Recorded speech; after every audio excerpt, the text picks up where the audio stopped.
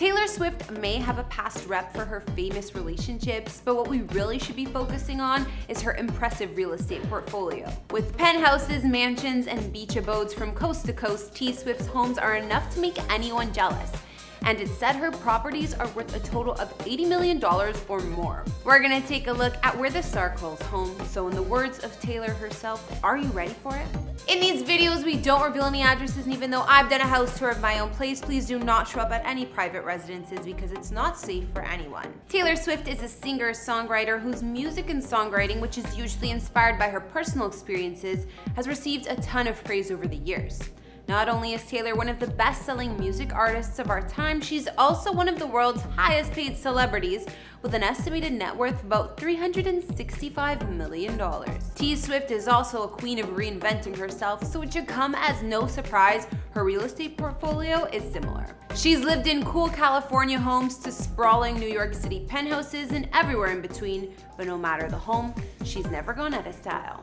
Hey everyone, I'm Kara the Vampire Slayer, bringing you another exclusive house tour here on Famous Entertainment, this one checking out the epic real estate of Taylor Swift. If you haven't already, be sure to subscribe and ring that bell for notifications because we post brand new videos daily. As always, you can follow me on Instagram to chat, and now let's get into this video.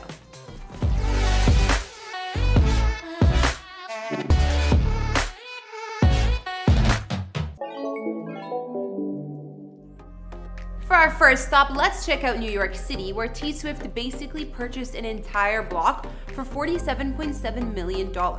Her first spot in the big city was made back in 2014 when she bought two neighboring penthouses in the Tribeca neighborhood for $19.95 million.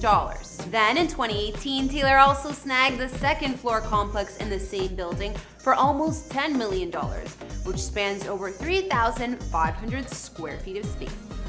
The Tribeca duplex has a beautiful design to the interiors by the looks of it, and there were amazing features like an indoor pool. The master suite here boasts floor-to-ceiling windows with Manhattan city views, but we can see each bedroom actually had its very own charm and unique furnishings. I love the old world touches throughout this space, which we can see in the chandeliers, headboards, and more.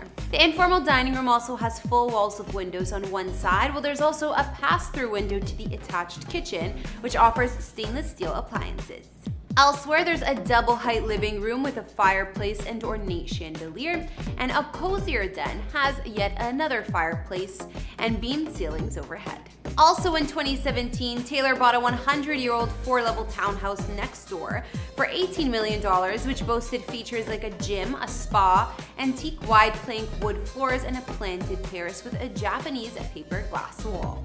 The townhouse boasted 7 bedrooms and 6 baths in total, with 3 of the bedrooms located in a next-door apartment, which is useful for Taylor's staff or guests.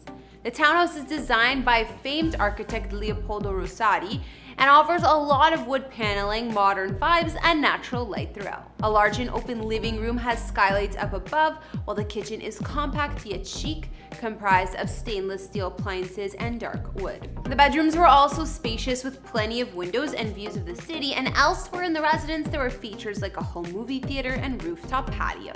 Despite how impressive Taylor's Tribeca compound is, she's since submitted plenty of permits for over $1 million in renovations.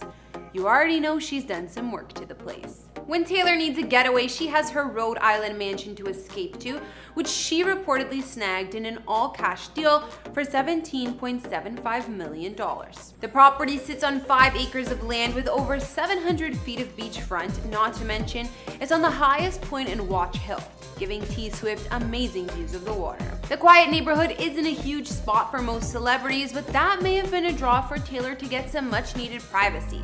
It's rumored that her song, The Last Great American Dynasty, was actually inspired by her Watch Hill property. Let me explain. The song details the previous owners of the estate, especially Rebecca Harkness, who was the widow of Standard Oil heir William Hale Harkness. This was with whom she picked out a home and called in Holiday House, shortly before he passed away in 1957.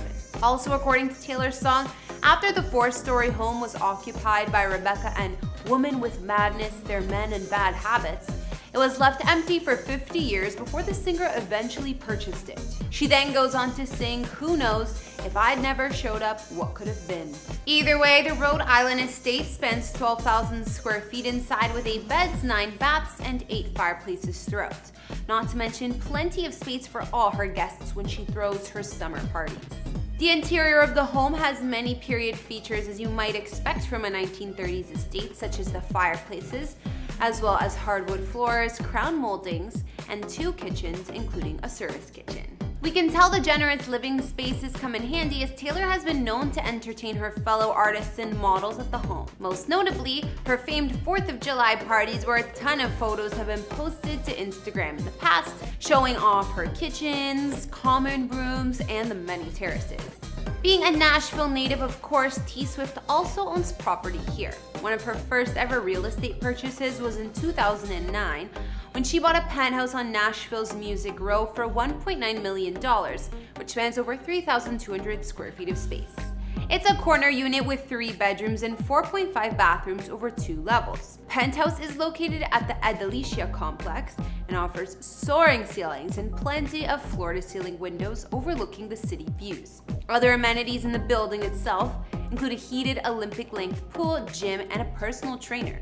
Not to mention, when we've caught glimpses inside Taylor's apartment, here the design was surprisingly unique. It was playful and girly with vibrant splashes of color. Taylor also owns another estate in Nashville, her mansion in the Forest Hills neighborhood. The Greek Revival estate was built in 1934 by the ambassador to Denmark at the time, and the main home spans 5,600 square feet with 4 beds and 4 baths. Known as the Northumberland Estate, Taylor snagged the property in 2011 for $2.5 million, but these days it would likely be worth double. The home includes vaulted ceilings, marble fireplaces, and classic touches throughout, while outside you'll find a pool and a detached 2,000 square foot guest house. Taylor loves spending time in Nashville as it's also where she launched her music career, and she claims to love the laid-back vibe and being able to go out to the store without swarms of paparazzi. While T Swift spends much of her time on the East Coast, she still has an LA pad to retreat to. In 2018, Taylor sold 2 of her properties in Beverly Hills, a Cape Cod-style cottage for $4 million and a smaller single-story guest house property for just under $3 million. However, she did hang on to one West Coast property, a 1934 Georgian Revival estate she bought for $25 million back in 2015. This mansion formerly belonged to Hollywood producer Samuel Goldwyn until Taylor purchased it, and it spans 10,982 square feet of space. Inside, this home boasts 7 bedrooms, 8 bathrooms, as well as an old Hollywood vibe throughout. Some features include a gorgeous dining room where Sam Goldwyn and his wife used to host star-studded dinner parties with other legends like Charlie Chaplin and Clark Gable, as well as a private screening room as you'd expect. On the grounds of the estate, there's a pool, cabana, tennis court, covered patio, and plenty of gardens. Most recently, T Swift gained approval from the Beverly Hills Cultural Heritage Commission to turn the estate into a historic landmark, and she started to restore it after this. Alright, now we've taken a look at Taylor Swift's amazing real estate, so I think that brings this house tour to an end. We got to look at her multiple New York City properties she's basically combined into one. Her Rhode Island vacation mansion, Nashville home, and more. It's so hard to choose a favorite. I love the triplex in New York City that had the indoor pool and the vintage designed rooms, as well as the Rhode Island vacation mansion and the Hollywood estate. All of them had such charm and personality. I really can't choose a favorite. All I can say is that T Swift has got some amazing taste in homes. Be sure to let me know which of her multiple mansions you guys would choose to live in most of all down in the comments. Thanks for watching. Don't forget to follow me on Instagram, and I will see you all in the next video. Bye!